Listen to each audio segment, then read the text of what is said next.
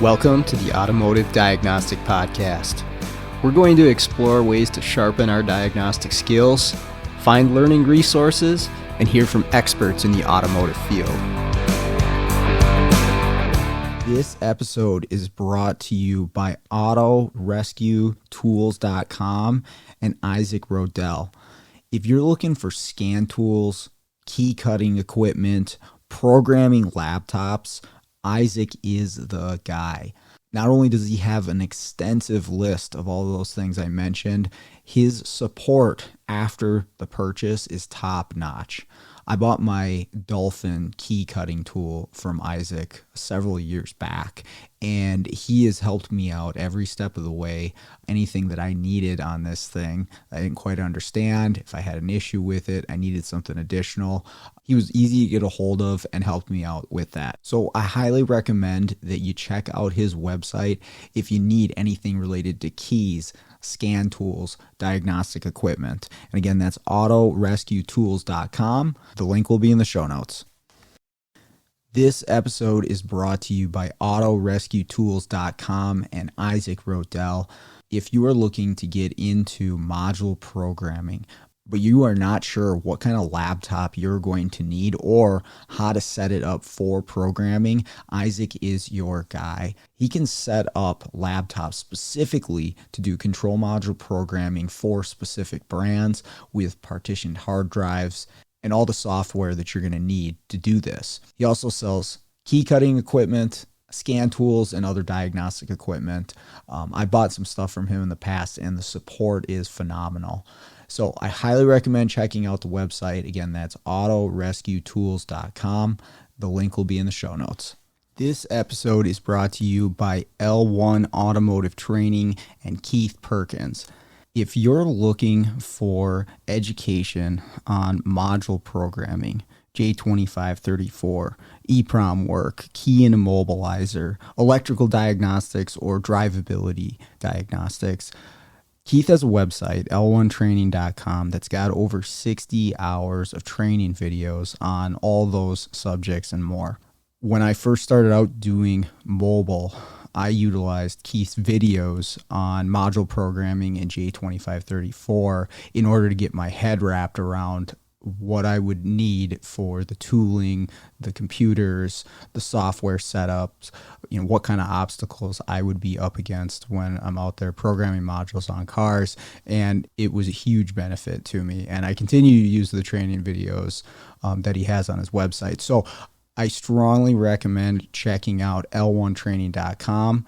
The link is in the show notes. Hey, what's going on, automotive world? Welcome to another episode of the Automotive Diagnostic Podcast. My name is Sean Tipping, and I'll be your host once again for this week's show. Thank you so much for joining me. On the show this week, I've got Neil Nissenbaum joining me. Neil is a mobile diagnostic and programming technician in Boston. He also owns a salvage yard right in Boston that we're going to talk all about, the things that go into that. On top of all that, he also works on set of TV and movies that are filmed in Boston as the on-site mechanic for vehicles that are used in the filming of the TV and the movies there. And it's actually a pretty cool thing. I never realized, that was a job. It makes sense, but a pretty cool aspect of the industry that we're going to hear about today. That, and we'll talk about the mobile gig, the salvage yard, all that fun stuff. So really enjoyed this talk. Neil's an awesome guy. I know you'll enjoy this as well. But with that out of the way, let's jump into the episode. Good evening, Neil. How's it going? Going good. How are we doing tonight? Like I was saying before, everything I touch this week turns to crap. So whatever the opposite of the Midas touch is, I have that this week. So it's been a struggle to get through, but that just kind of comes with the territory. I think sometimes is, taking on some challenging stuff, and it's it, it's gonna be challenging some weeks, but Hey, we're man, we're up to Wednesday, right? Hump day. that's right. Yeah, we're on the other Right. side of So it. yeah, so now you're on the other side of the hump. It should be all downhill. Mm-hmm. Mm-hmm. We can hope so, but yeah. How's everything going for you? Things have been a bit slow. Other than that, things are going okay. Going day by day. You never know what's going to come in. Mm-hmm. I That's mean, I think I even have one job lined up for tomorrow. nice. Actually, I have one job and then I have some leftover keys I got to do. Okay.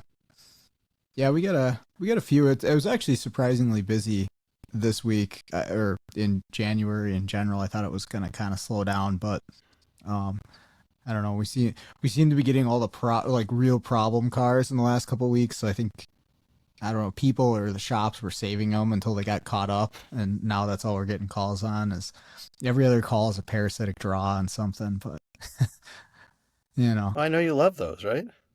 you know, as long as it's a hard fault, I generally don't mind them. You charge appropriately for them, and there's definitely some exceptions to that.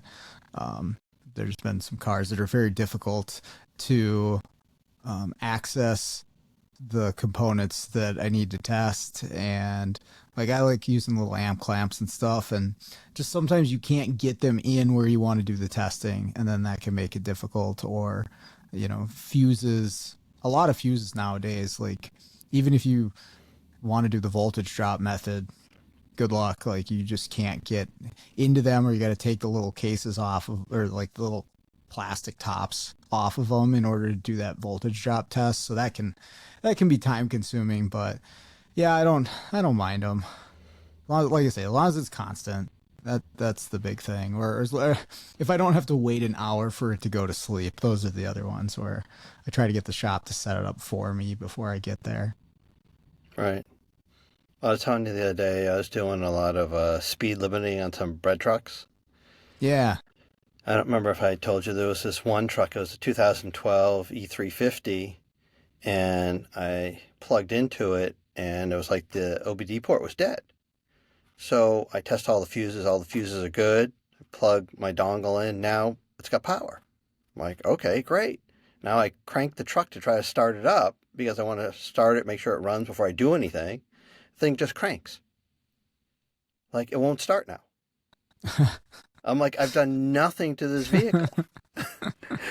So I call the mechanic and he comes over and he's like, oh, sometimes the diodes are a problem on these trucks, and he pulls the diodes and now it still doesn't run. And so I finally go to the fuse block in the engine compartment, and I didn't pull anything out. I jiggled all the relays, and I get into the truck and the thing fires right up. And then they go on to tell me, they're like, this truck's been a problem since it was brand new. They said when it was brand new, it's been back to the dealer a million times. They put new computers in it. They can't figure out what's wrong with this vehicle. It's just a relay or a connection or something. No, but they're saying brand new, it was a problem. Oh They wow. said there was some sort of parasitic draw, and they had to put a knife switch on it to kill the power so it wouldn't keep killing the batteries. But the dealer Sure. could never figure it out. Huh. What is the So dealer for one of those things? The Ford, it, GM, or it it's whatever it is. A Ford dealer because it's Okay. just a E350. It's Okay. just an E350 chassis with I refer to it as like a Grumman body on it, like Mm-hmm. an a old bread style truck body on it. Sure. So it's interesting, if nothing else.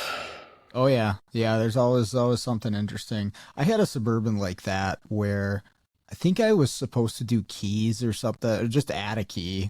It's very simple, and I got into it and it wouldn't start, or I don't know if it wouldn't key up or wouldn't start, but I went back into the shop and I was like, "Hey, was there anything wrong with this truck or anything?" They're like, "No, they drove it here and they parked it and they browsed the key." I'm like, well, are you sure this is the right key? And they're like, yeah, it's the right key. And like, it turned into a diagnostic, but I'm like, I told, because I went out there to the car and they're like, well, did you do something like program the key? I'm like, no, like I just got in the car to try to start it. It doesn't start.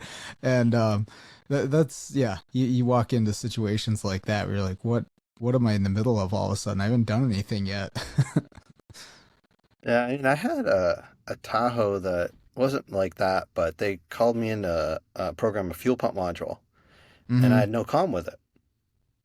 So we start looking. Actually, I think they had it plugged into the wrong place, but we fixed that Okay. problem, Okay. and still no comm with it.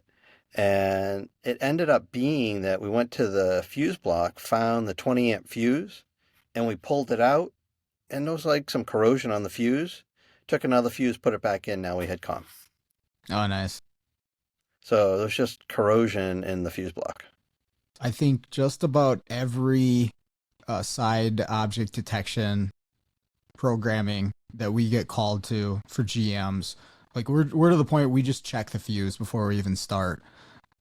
Because so often you get hooked up all ready to go, and then if you see it on your pre-scan, or if you didn't do a pre-scan, you see the GM SPS errors out, says can't connect to module or whatever, and it seems like every single one of those, because I mean, I'm sure you have it too around here. The corrosion is heavy on those Oh things. They're yeah, all green and have to do the whole harness and all that stuff. yeah. No, no. Boston doesn't get much snow or, sleet. Well, do they use salt out there? I know some states use more sand or other chemicals. We still have all the salt around here. They try to do a mixture of sand and salt, and then they went to that blue chemical for a while that they were just spraying, and now they've gone back to the sand salt mixture. Okay, okay. So yeah, plenty of rust. That's the best Oh around here. yes. Green crusties and rusty rust. That's it. I don't miss being a tech doing that stuff anymore, especially the rust and the suspension and stuff like that. It's just yeah. I don't miss that at all. I look underneath some of these things. I'm like, yep, I'm glad I don't have to take that control arm out. That bolt's not gonna move. Yeah, I'm right there with you. Yeah. I'd rather not have to get into that stuff anymore. So yeah, you're out in Boston and you got a mobile gig and a number of other things going on. Why don't you tell the listeners all about what you got there and how you got there? It's pretty interesting. So, my background is we have my family has had a salvage yard since 1910. Okay. So I made the fifth generation, and back in like 2017, having customers coming in, buying computers and stuff, and me telling them they got to program them, and they're like, "Oh, you got to program this?" It's like, yeah, you have to program it. Mm-hmm. So I sort of got into programming on the side, and when you get into programming, that leads into keys. Yep. Um, but while we had the salvage yard back somewhere around 2010, um, we had actually MTV come in, and they scouted our place, and they were doing a reality show, and they wanted, as part of the reality show, the losers to get crushed, and we had a crusher. Okay. So they filmed this, you know, the part of the show is a scavenger hunt, and they hid stuff in our yard, and then we put the losers in the crusher, and we crushed them, and it was kind of fun. Right? I'd never really done that before. Okay. And then like a month later, the guy that had scouted our place comes back in. And he goes, "Hey, would you be interested? Would you mind if I come in and take some pictures? I have a motion picture that needs this type of a place." He's like, "I think this would be really cool," and I'm like, "Yeah, sure, go right ahead." Well, that ended up being Zookeeper Okay. with Kevin James, Okay. and then that got passed to another locations guy. And so we had Zookeeper and Night and Day with Cameron Diaz, 1 week, and then the following week, the Okay. other one. Um, so Zookeeper comes in, and we sent up like, I don't know, like 1,200 tires. So if you watch Zookeeper, within the first 10 minutes, you see some guy rolling a tire to Kevin James. That would be me, Oh, okay. uh, Nice. rolling the tire. And then when Night and Day came in, they had me set up. If you watch that show, there's a scene where Cameron Diaz is walking through a bunch of crushed cars. That would Hmm. be our place. And they Oh, literally okay. gave me a diagram of how they wanted the cars stacked. Oh, really? Oh, yeah. I mean, it'd be like, okay, we want this pile here to be 12 high. We want this pile to be 3 high. And we want this one to teeter off. Or we want, two whole cars on top of it. I mean, they did a whole, Adobe um, printout that they gave me. Oh, wow. And the lead man, we spent 3 days setting up this whole set for them. Okay. And then they came to me and they had to juggle it around. So they're like, we need you to hold the set for like a month. Like, don't move any of the cars. and Don't do any and of we your had normal to, business. right, and we had to block in our crusher. So I literally had to pile cars above our crusher so you couldn't see it. Oh, okay. Um, but from the MTV gig, I met the person that does cars for our movies is called the picture car coordinator. Uh-huh. So so I met him, and he was a local guy, and I became friendly with him. So I ended up he started so he actually, I don't know if you remember a show called Spencer for Hire. It was back in the 80s, the mid Yeah, it 80s. doesn't ring a bell. He had like a 65 Mustang, a red. No, I'm sorry. Yeah, 65 red Mustang Okay. uh, was his car. And so this guy started out back then. So he was like the go-to guy in our area for picture car coordinating. So every show that comes into town, they call him first. Okay. So he started coming to me and asking me for car parts. And then he'd come to me once in a while and he would need, just, cars that they wanted to crash or whatnot. So we started providing cars to them. And then from that, it sort of led into supplying, I used to supply all the glass. So if you remember the movie Patriots Day, Uh-huh. yeah, which was about the marathon bombing in Boston. Yeah. So that show there, we had enough glass to fill racks in 3 Sprinter vans. Okay. Wow. Uh, and all the glass that they got, they hired somebody to lightly green tint all the glass. So that because they wanted, when a bullet hit the glass, they didn't want it to shatter into a million pieces. They wanted the effect that you see the bullet hole going through it. And the tint does that? Well, the tinting is, on the inside. It's just like a laminate on the inside. So that when the glass breaks, it's not going to shatter into pieces. The tinting's going to hold it. Oh, okay. Okay. Um, I mean, it's similar to like your windshield, where the laminate, where your windshield's 2 pieces of glass with a piece of laminate in the middle. Sure. So Yeah, yeah, it's yeah. not going to break. This is just the laminates on the inside. Okay. But so that was it became interesting because like the first show I went on to set actually went on to set and watched was The Town, and we Okay. provided some stuff for them. So I used to go over there when I would bring them like glass and stuff, and I'd get to talk to like the special effects guys.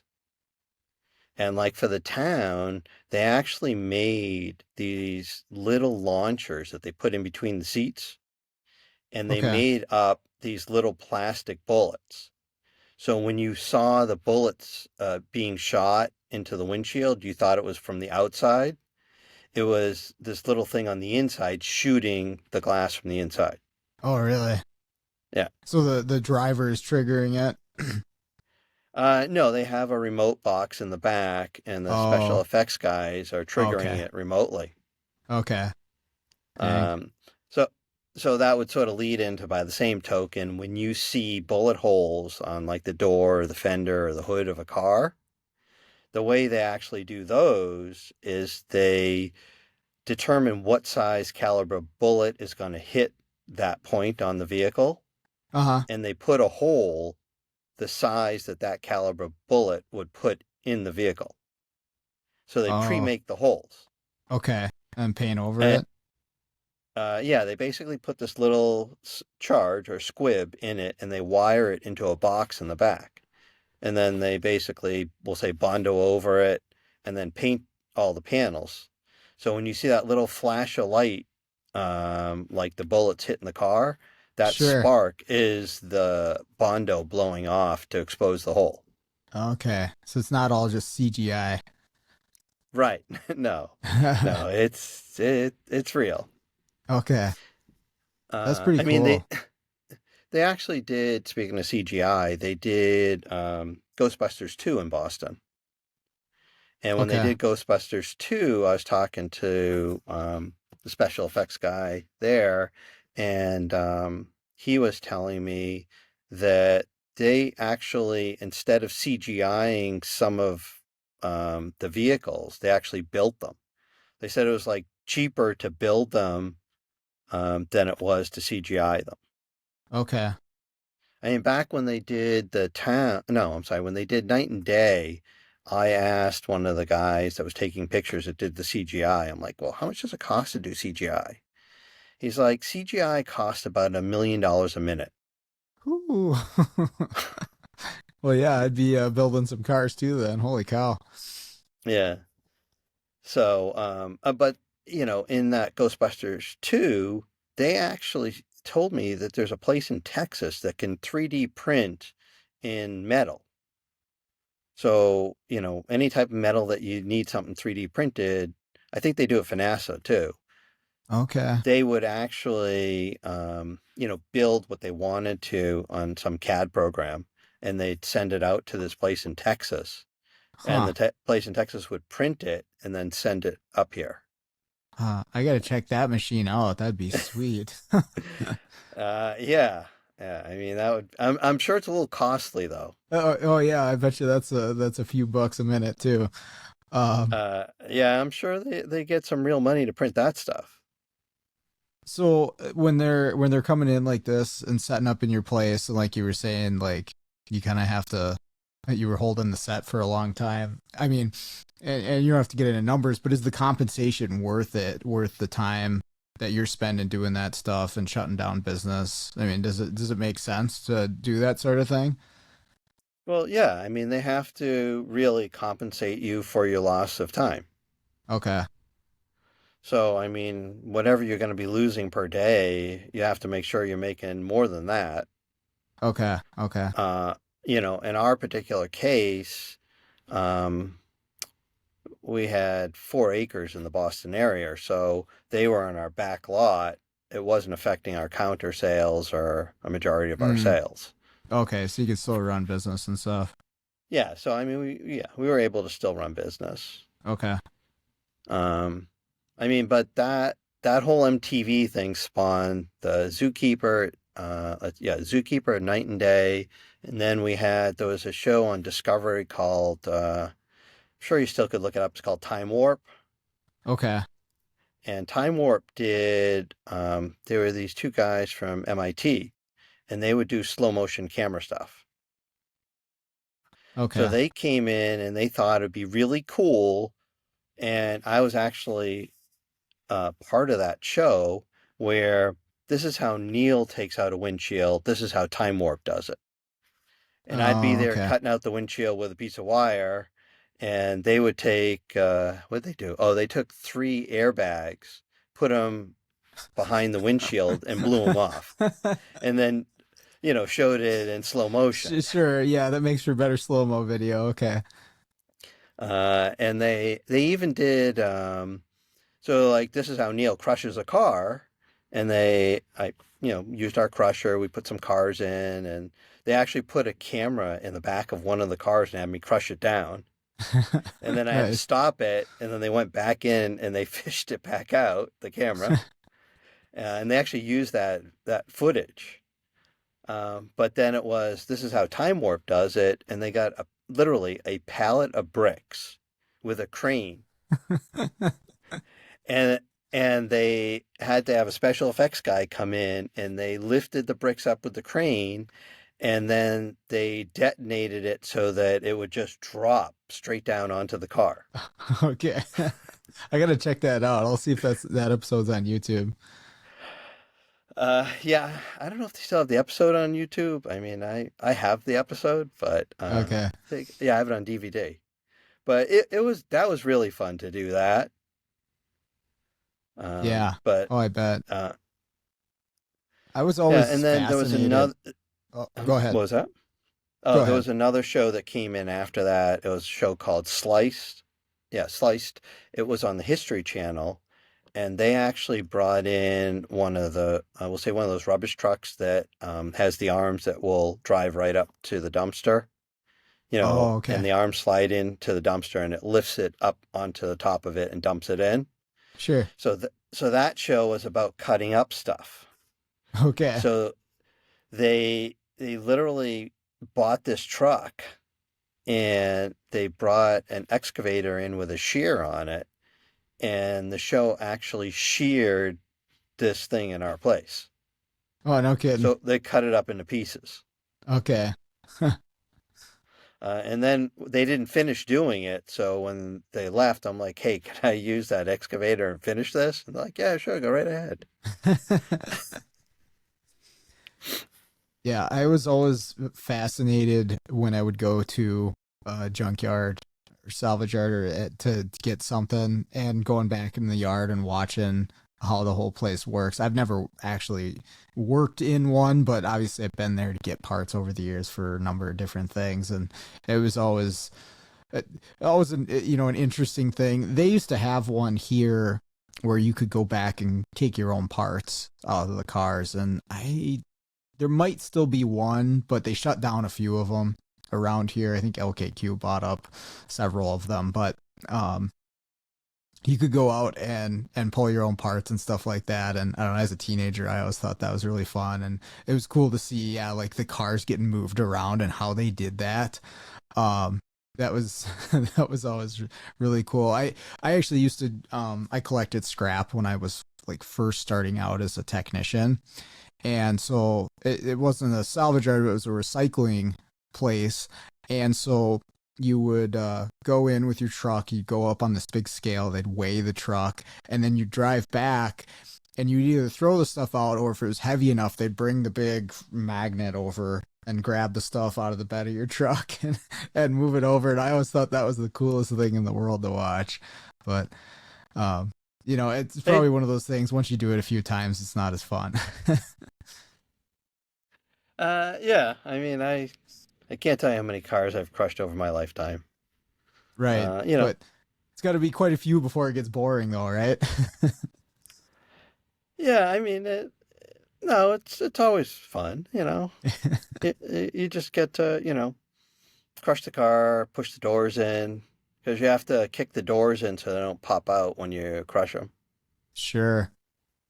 But So, they still have the U-pull places around, and they still okay. have the places with the magnets. Not so much. They still have magnets though, Okay. to separate the stuff. Good. What do they do with like a car once it's crushed? Like I've seen it happen, but what happens afterwards? Like, does it go to another recycling facility, or how does that work? So after the car is crushed, it will go to a shredder. Oh, okay. So the shredder, actually, they use magnets and they'll take the cars. It doesn't matter if they're whole or crushed, and they drop them onto a big conveyor belt, and they basically go up and then they slide down this chute into a shredder. which is just a bunch of hammers, and on the other end it comes out in fist-sized pieces. Okay. And it runs through like some magnets and shakers, so that the final product is just a chunk of metal. Mm. And Yeah, all the so rubbish that they call is just fluff because it comes out as sort of like a fluffy material because it's shredded. okay. Yeah, all the carpet and plastic and all that stuff, I Right, right. suppose. Yeah, yeah. Or I mean, how much do you guys have to prep them before you put them into the crusher? They don't want to see any gas tanks in them. They want all the fluids drained, Okay. and they obviously don't want, propane tanks and aerosol cans and stuff like that in them. I watched a video of a guy who worked in a salvage yard and he had some type of um like excavator type equipment. I don't know all the names, but he like dismantled this car to get it ready, and the amount of precision that this guy had to like come in and like he was like rip it here, he'd like rip out the radiator and then take out like do his thing, take out the engine, and then he'd be like peeling back certain parts, taking off doors. But the amount of precision that dude had, it was absolutely wild. I should find that video and send it to you because I remember watching it for like 20 minutes. I'm like, this is crazy. This guy is so good with this giant piece of thing that's just dismantling a car like it was nothing. That's pretty crazy. Yeah, I mean what they're doing there is, usually a lot of those will have a couple of arms that will go down over the fenders, and the first thing they'll do is, well, actually no, so they have them the way you saw them, and they also have them on front end loaders. The ones on the front end loaders, they have arms that go down over the fenders, and they just literally rip out the engine and tranny. Okay. Um, the ones that you saw, they probably actually ripped out the wiring harnesses and they ripped Yeah. out, They were the taking like little condenser. pieces out of the vehicle with this like big contraption. I wish I knew the name of it. I'll have to look it up and find it, but that's pretty cool stuff. I mean, the goal is that all that's, all recyclable stuff. Sure. What most people don't realize is that probably, we'll say over 70% of a car is recycled. Mm-hmm. Whether the parts are sold off of it or whether it's actually just shredded, and, you know, you have the wire harnesses are copper. You have a lot of aluminum on the vehicles. You have some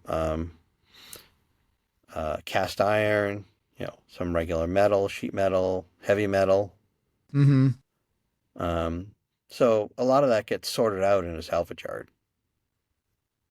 Yeah, I used to, like I said, I used to collect scrap as a way to make some money, and I would go turn it in. Yeah, separate the aluminum and stuff like that. And most of mine was from vehicles, and so yeah, the evaporators and the radiators, but then stuff like brake rotors and stuff like that. And that was back in 2000. What year would that have been?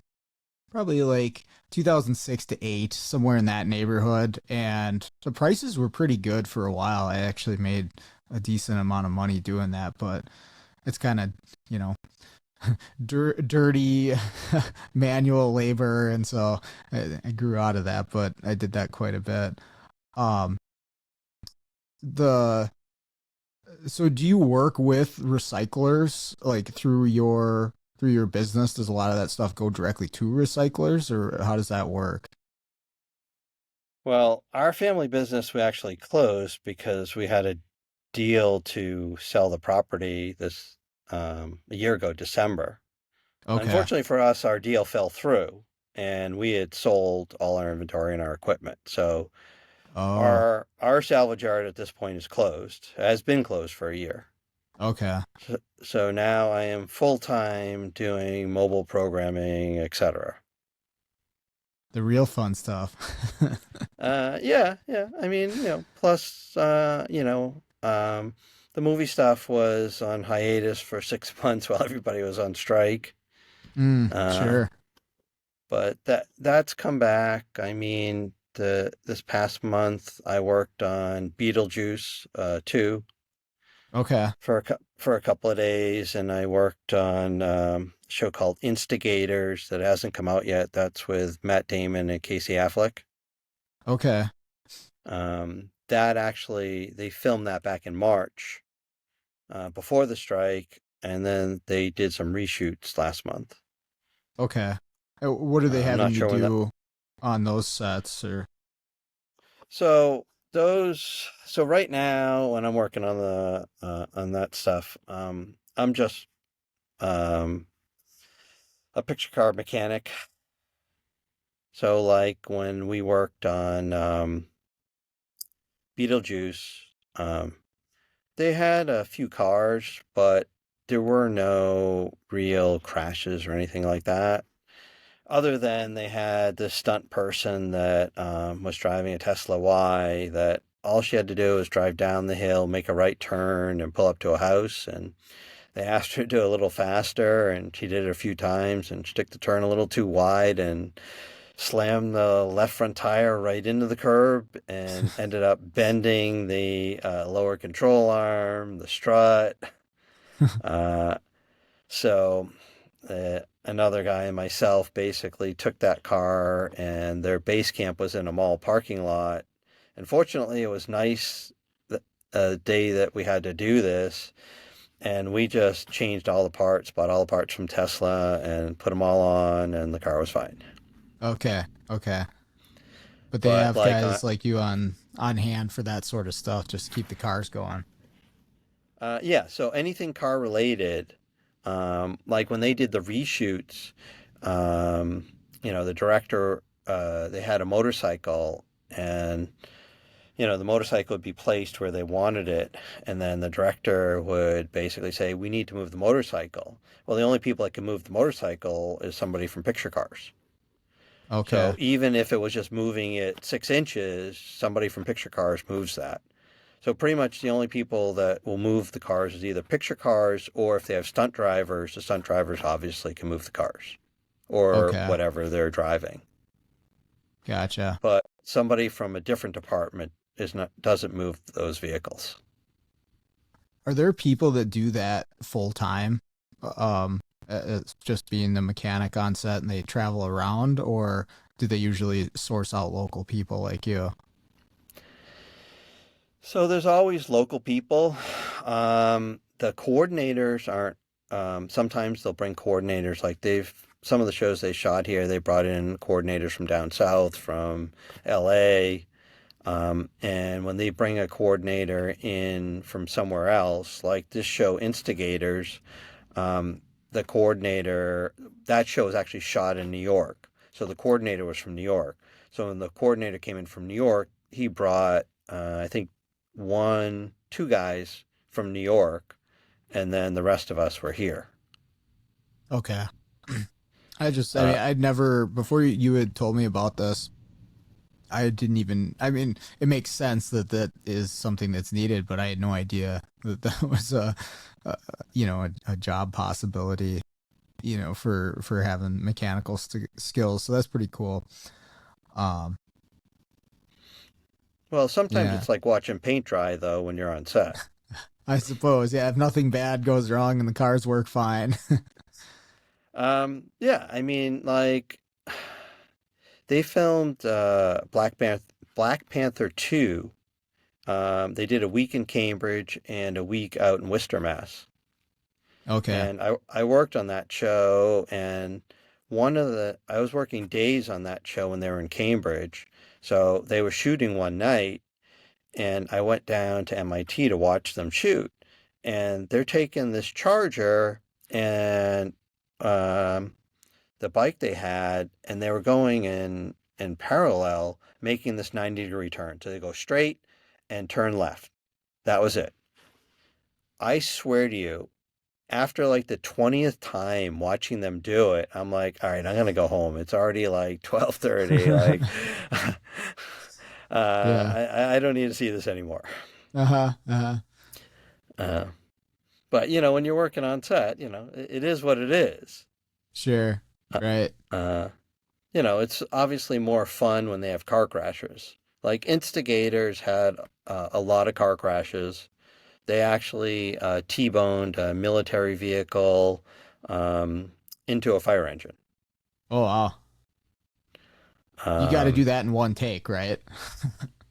um, I don't know if they actually. I was not part of that unit when that happened. I wanted to be, Okay. but I, they did do that in one take. Okay. There is some stuff that they have to do in one take, like Sure. they did on, uh, yeah, Black Panther 2. They did what they call a pipe roll, and so they had this Cambridge police car going forward. The hero vehicle had this pipe welded on it so that they were backing up. So one stunt driver's backing up, the other stunt driver's going forward. The stunt driver going forward hits this pipe and he gets airborne and the car rolls. Jeez. Um, so for that one there, they welded a roll cage in the vehicle that the stunt driver was driving. And Okay. that had the only part that didn't have the roll cage in it was where the stunt driver sat. But they actually had two vehicles, so they could do two takes on that. Okay. You got two shots to make it right. Right, but I mean, it's just like I told you the Tesla that they damaged. Um, you would think that there's no crashes, you only need one of those Teslas, but the coordinator was smart enough to have two. Okay. Because if we didn't have the second one there, they would have had to delay the rest of the shooting until we fixed the car. Sure. Sure. And Yeah, and they don't then like that. right, right. No, I can imagine that wouldn't want to stop production just for single vehicle. So, did you say you supply some of the vehicles for some of this stuff, or was it just the glass that you mentioned? No, I over the years I've supplied vehicles. I now Okay. own two news vans. So I actually have two news vans and a Explorer that I can rent out now. Oh, okay. What were those in? Oh, the Explorer hasn't been in anything at the moment, but the my news vans, let's see. I have to look at. Oh, that was in. Remember Defending Jacob? I don't know if It was I on seen that Apple one. TV. Oh, okay. Yeah, I don't Anyways, have that. so it was one of the news vans in there. It Okay. was on a Disney show. It was a Cinderella show. I don't know what. I think they called it Cinderella, but it was actually called Frills when they filmed it. Okay. So it was one of the. It was a news van in there, and I think it was in that a number of times. Okay. Um, Trying to think.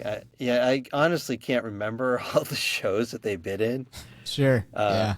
I mean, it was in one of my news vans will be in Instigators, but you never know what they're going to cut. Um.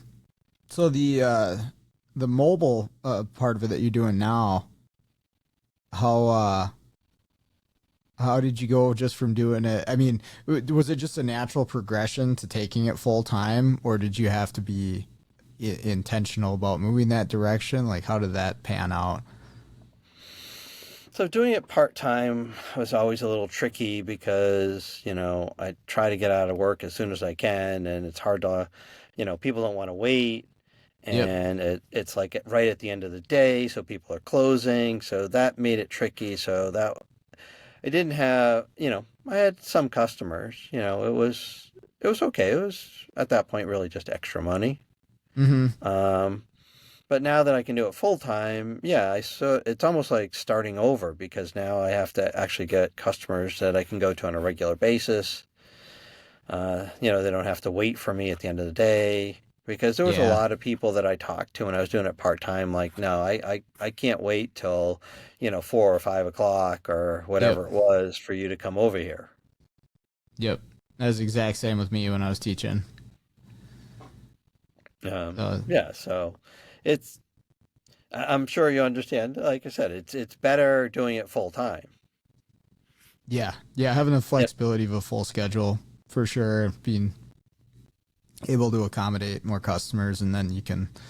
And for me, it was kind of I could take on more stuff like I just didn't have the capacity to like this new thing or, a new software, a new car line, whatever it might be, as like, I don't have time to like wrap my head around and dedicate myself to it. And, being full time, I do. But then, of course, you eventually get to the point where you're just like, oh, I got too much stuff going here. I need to cut back and focus on, the stuff that, is profitable and that is actually good for the business, and not a 2000 SL Mercedes all keys lost. So, but here I am.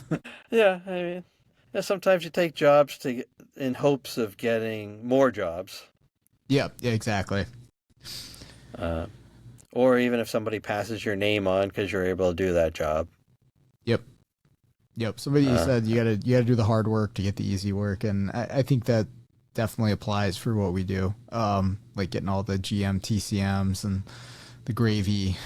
I say gravy because I don't know. Sometimes GM's a pain, but to get that uh, stuff, being yeah, able to just say, I "Oh, was go gonna ahead." say GMs, they may be easy to do, but you beat your head trying to log in.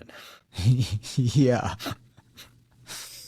we had that today. Like, sometimes it doesn't even make any sense because we have a couple different computers to do GM. But, we're running around, and my guy's computer, like, it just kept booting him out.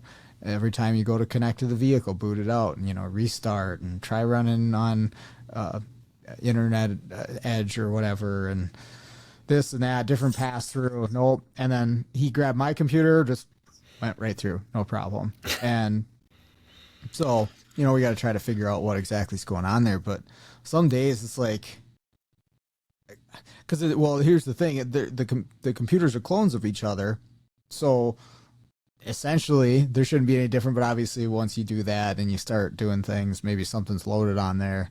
I don't know, but that's the sort of Did stuff you you run uh, into. did you clear the cache on that? I didn't. I got to get that from him and do that. We did not try that. That might have been something to try. I mean, that works sometimes. You can clear the cache, but don't clear like the passwords and stuff like that. Right, right. Yeah, yeah, yeah. Um, Yeah, the fun with computers, man. And I don't know about you, but it seems like every day it's one software is broken in some way or another, or not working the way it's supposed to, or login errors, and it's just like a continual rotation of something that's not working correctly.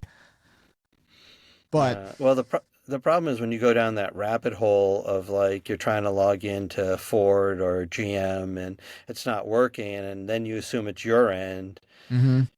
And I mean, I've gone through like, oh, let me uninstall this, let me reinstall it, and then you find out that it was GM that was down the whole time. Yeah, yeah. Yeah, that's why I like having some workarounds and different things you can do, but there are just certain tasks where it's like, hey, this has got to work the the factory way, and if their stuff is down for whatever reason, okay, we got to move on to something else. And yeah, we've been in situations like that, and the customers are usually pretty understanding on things like that, but um I always hate getting to a job and not being able to do it, even though I know I have the stuff to do it. That's it's always a frustrating feeling. Yeah, I mean, I've been down the road where GM was down and I ended up cloning the TCM. Mm-hmm. Yep, been there. Yeah, I mean, I do. There's a lot of those Silverados where they don't have an update. Like if you go in and you look at the calibrations, it's the original software and that's it. They had never made an update for those 6L80s on particular trucks. I know some they did. And in that case, okay, so we clone it over, we reset the adaptives. It's not going to be any different if we program it through SPS besides the date. Right. That's the only thing that's going to be different about it. And so I don't feel like I'm doing my customer a disservice there. Um, I have done that before where we'd clone it over and then we'd check to see, okay, is there an update, for this module? But Yeah, the IO terminal has gotten a heck of a workout on those TCMs. I'll tell you what. Yeah, I mean, I've been down the road too where you do GM, ECM, and actually I did one and then the truck wouldn't start. And of course, there was a calibration that was unrecognized, so had to use SPS to update that. And at Yep. least it's a lot quicker that way. Oh, for sure. Yeah. The E78s and 38s, I know for sure do that where Right, they have the module that's write only. Or there's two processors and one's a write only. So if you try cloning it, you can't read it from the other, and so it doesn't go into the other one. But yeah, uh, we'll do a transfer of the EEPROM in a lot of cases because depending on the situation and the day with GM, it can be quicker than doing the 10-minute theft learn, right? right. And you get your VIN and anti-theft and even your crankshaft um, learn, and everything gets transferred over with that. And so it saves you some time there, and then you can do the actual flash calibration with SPS to make sure it's updated correctly. But it all kind of depends on the situation, and I think actually I should say I probably do that more than my employees, just because Well, I'm you know I'm you still. can. Yeah, and I'm stuck in that like flat rate mindset of when I was a tech. I'm like, how can I shave a few minutes off this job and still do it right? You know? Yeah, I mean, sometimes you just want to do it right. Yep, yep. Oh, for I sure. mean, not that cloning it is wrong, but Having the professional screenshot from the factory software attached to the invoice definitely, that's a better presentation to a customer. And if you want to be, you want to be the high quality option for them, that's definitely the way you should go, is having, okay, we did this all by the book. And if anything comes back to bite you, it's a lot easier to say, hey, look, it's GM software, or hey, it's this Chinese clone thing. Like that's opening yourself up to, uh, that situation where they can say, oh, you didn't do it right or whatever, which we run into occasionally, sometimes here and there. But it's all documentation, documentation, documentation. Take as many pre-scan, post-scan screenshots, have it all attached to the invoice so we can go back to it. But I don't always attach the pre-post scans, but I save them. yeah, it's good to But have them. I'm not sure on my customers how many really look at the attachments. Oh, very few, I think. I think it's very, very few. Unless, like, I'll put it on pictures of stuff. Like, hey, I found this wiring harness. I'll put it in there. And sometimes, I'm out because I gotta get to my next job. I can't wait for Mike at the front to get done with his customer. And so I'll say, hey, take a look at the picture in the invoice. There's your wire. Blah blah blah. But it's just been it's a good thing for us in the event where they're saying, hey, something's not right. Oh, this code wasn't here before. Well, it is. Here's the pre-scan. Take a look at the timestamp. Um, that's been, and I think part of it is like the shops don't really understand exactly what's going on or what's happening when we're doing a programming, right? Like it's just Sean shows up, plugs in his laptop, something happens, and having the proof of, here we actually did something and here's what it was before, here's what it was after. I didn't always do that, and I got bid on it a few times, but now we do, and it's definitely been worth that few extra minutes to have all that stuff. I try to tell my shops all the time, like body shops and repair shops, you got to do pre and post scans on everything Mm-hmm. because you're protecting yourself too. Yep. And I mean, I had a body shop call me not too long ago, and they were asking me about a rear camera on an Audi.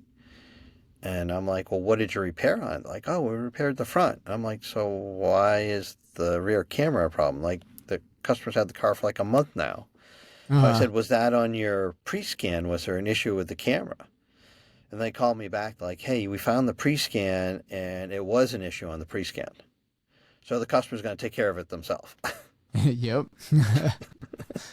Well, and that's the thing. People push if they know that you don't have any type of, defense or proof or anything like that. And even if they know it's nothing you did.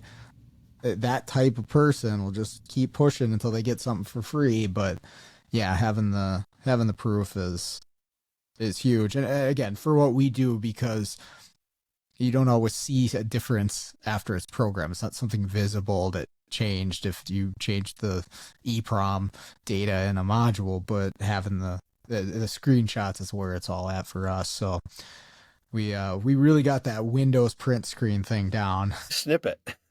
Oh, okay, yeah, that's another good one too, because you can get exactly what you want and what you don't want on the screen. So I like that Well, one you can too. do a whole screenshot also.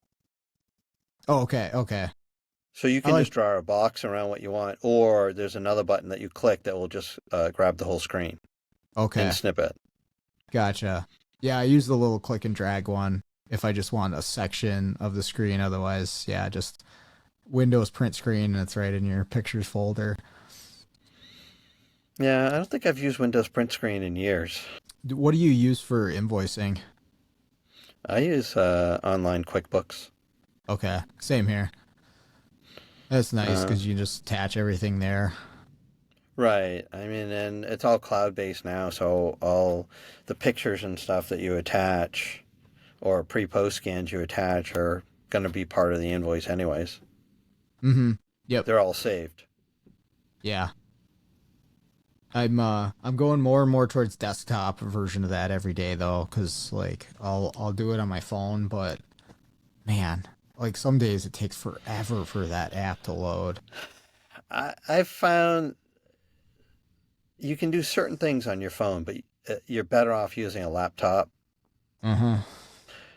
Because I mean, I like literally one day I was trying to make an invoice out on my phone for somebody, and it was a straightforward thing. And I'm like, I just can't do this. I'm like, you know what? I'll be right back. And I went to my van, I grabbed my laptop, and it took me like 2 minutes to do the whole thing. And I'm like, okay, I just emailed it to you. You're all set. Yep. Oh, actually, I remember what it was. It was foolish too. It was this shop called me and they're like, "Hey, can you program an extra key for this Ultima?" And I'm like, "Yeah, no problem." So I programmed the key and everything, and I didn't know it was for one of the owners of the shop. And they Okay. asked me how much it was, and I'm like, and I tell them, and they're like, "Okay, we'll give you a check." I'm like, "All right, let me get you an invoice." So I make out an invoice to the shop, and he's like, "No, no, no, you got to make the invoice out to me personally." He's like, "I'm paying you. I don't want it made out to the shop." Okay. I'm like, "Really?" I'm like, "I already sent you the invoice made out to the shop. Like, does it really matter?" He's like, "Yeah, it matters. You need to make it out to me." So I went to try to like fix it on my phone and I couldn't do it. Yeah. Yeah, some of the features like you can't do it unless you're in that desktop version. Um it used to be the app used to be a lot better, but whatever they did with updates, it's just so Well, incredibly slow. I actually have an iPad now, and the iPad, I have a Samsung phone, and so Android, the iPad app seems to be better than the Android app. Okay. I have an iPad for my employee. I actually been meaning to get one for myself too, because I was with him one day. We were using it. I'm like, oh, this is awesome. Why do I not have a freaking tablet for diagrams and stuff? But Well, that's actually what I did is uh, my daughter, we had to get iPads when my kids get to middle school. mm, So when they leave the middle school and go to the high school, they can't use the iPad anymore. They require them to have a laptop. okay, So now my oldest daughter gave her iPad to my son, who's the youngest, and okay, then he went and he broke the screen. of course. So I sort of dragged my feet. I fixed the screen and I went to give it back to him. And at this point, we'd gotten him because he started middle school, so we got him a cell phone. And I gave him the iPad, and he's like, "No, I don't need this anymore. I got my phone now." I'm like, "So you don't want the iPad now?" And he's like, "No, no, I don't need the iPad." I'm like, "Okay." I'm like, "You know what? I'm gonna take it." That's actually one thing I haven't done a ton. I've done a handful, but it's for one shop and it's screen replacement on these touchscreen infotainment systems, the radio or whatever you want to call it. Um, they get screwed up for one reason or another, whether it's cracked or the it just On doesn't the work. Cadillacs. Yeah, the Cadillacs for sure. I haven't done one of those. I did one on a BMW and a Mazda and a Mitsubishi, and you can source these screens online for relatively, pretty low cost. And then it's just a matter of I have them pull the radio and give it to me, and then I'll swap Right. the screen over at home. Which only one of them, I think it was a Mitsubishi. That was a little bit more than I bargained for, but I learned and there's some glue and stuff that I had to work with. But the other ones, man, that BMW, I forget what year it was, but that was so easy.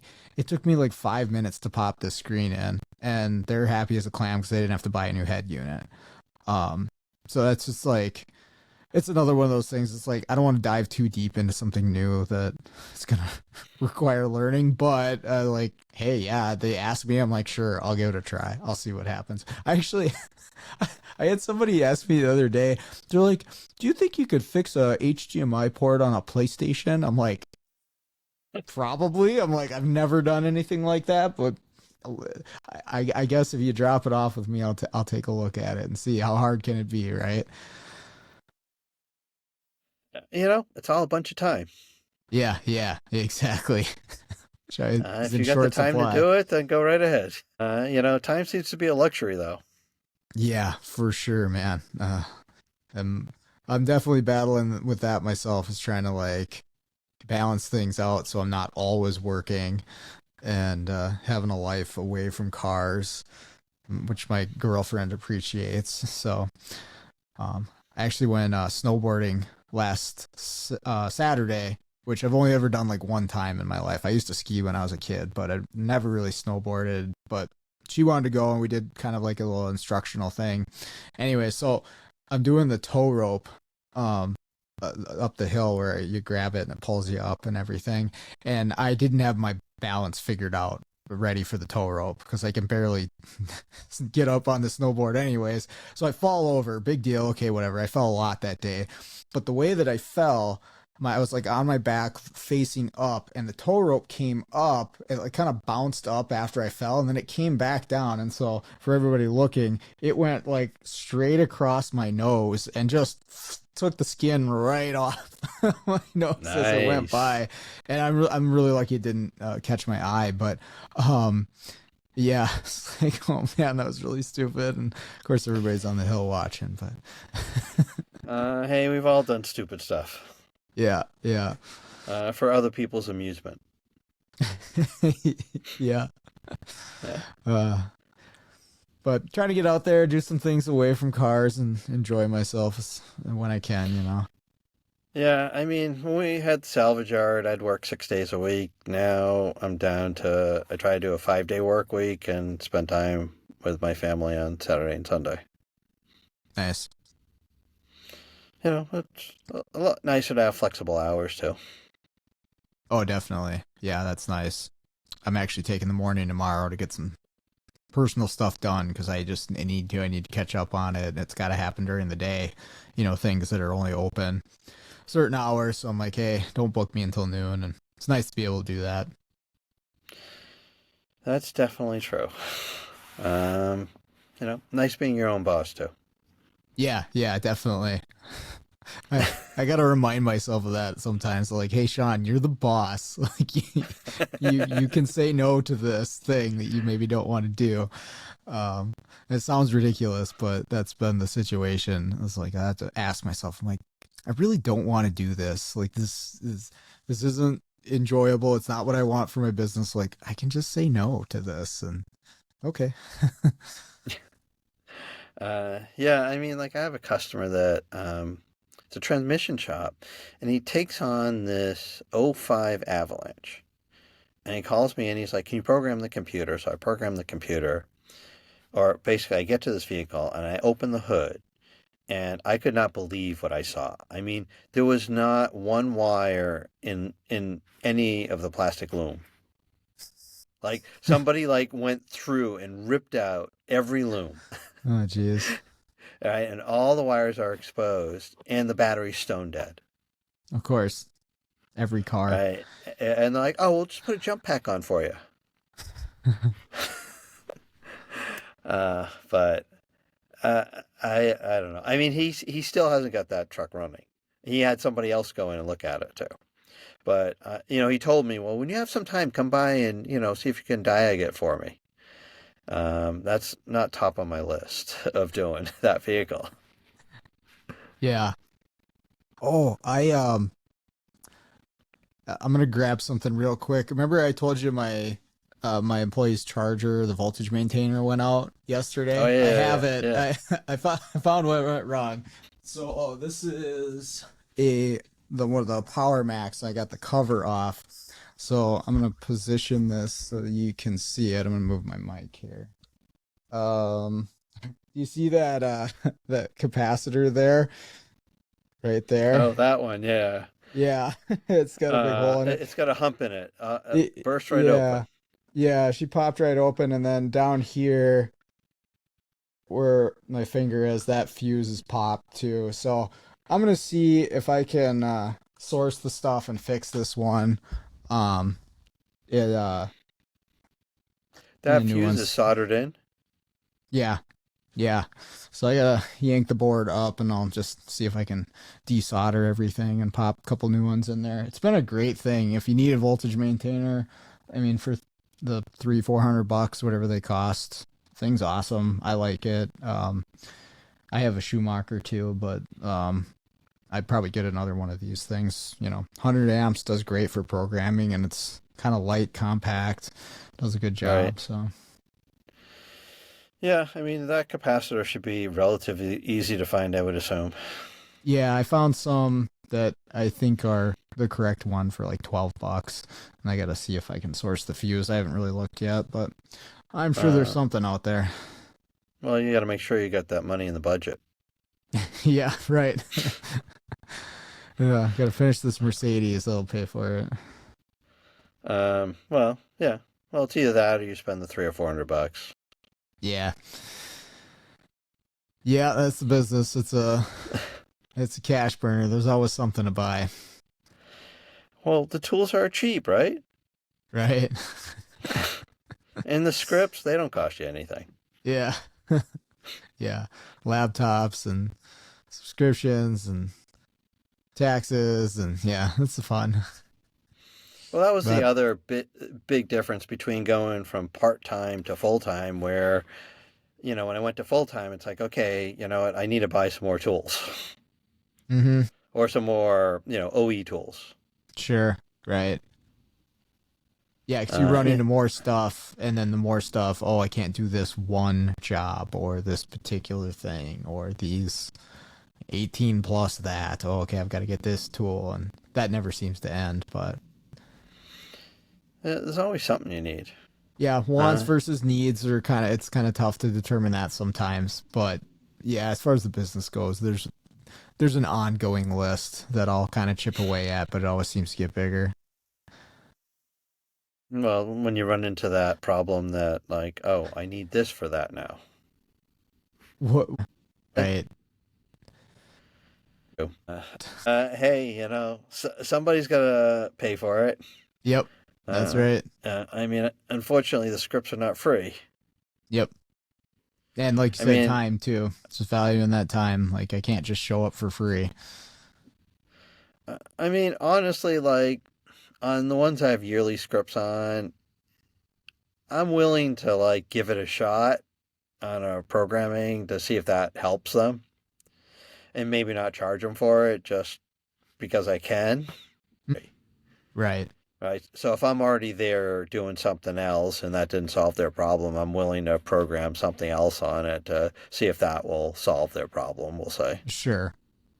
But if it's a situation where they've put you in this situation, hey, we're trying this used, you know, 14 module and a 15 whatever, and you're like, I don't know if it'll work, but I will try, but I'm going to charge you for the attempt. I mean, that's a situation where yeah, you got to get paid. Unless you're telling them, like if I say on the phone, yes, this will 100% work if you get that 15 module and put it in your 14, or you're that.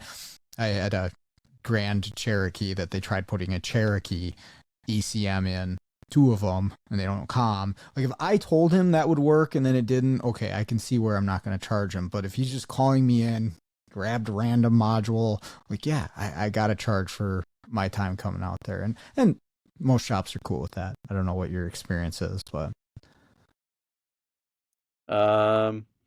Yeah. No, I mean, we sort of talked about, I had a customer call me they had a 15 Cherokee and they put a 14 engine in it. And they called me and like, hey, we called the dealer. The dealer said that the 14 is not going to work unless we put the computer in from a 14. If we get the computer, can you program it? I'm like, sure, I can program it.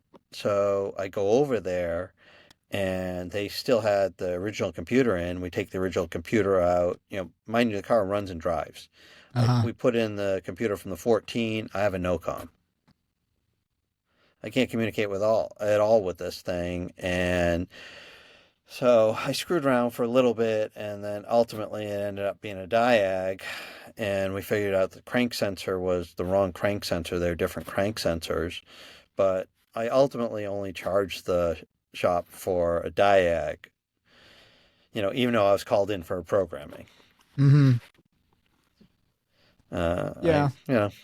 I. I've had that happen too, where I recognize right away, like, oh, hey, programming's not going to fix this, or yeah, I can't talk to this module, so do you guys want me to figure this out? And hey, yeah, if I can make my trip worth it with a diagnostic fee, I'm totally cool with that. And then hey, a lot of the time what I found is if you solve their problem, they'll just be like, yeah, we already bought the module, go ahead and program it. And so then you get both. So that's happened a number of times too.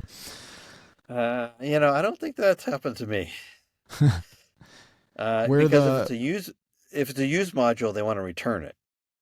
Yeah, for sure. Well, and I mean, a lot of times with a new one too, but I've had situations where the shop's just like, we already sold this to the customer, blah, blah, blah. And how ethical that is, I guess I leave that up to the shops to decide, but they're like, yeah, just program it anyways. We'll figure it out. So.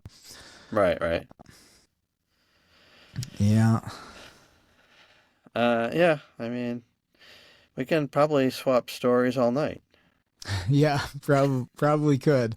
That's our normal for the phone calls. So, yeah, it's okay, hour 10 here, so we can probably wrap her up. But I mean,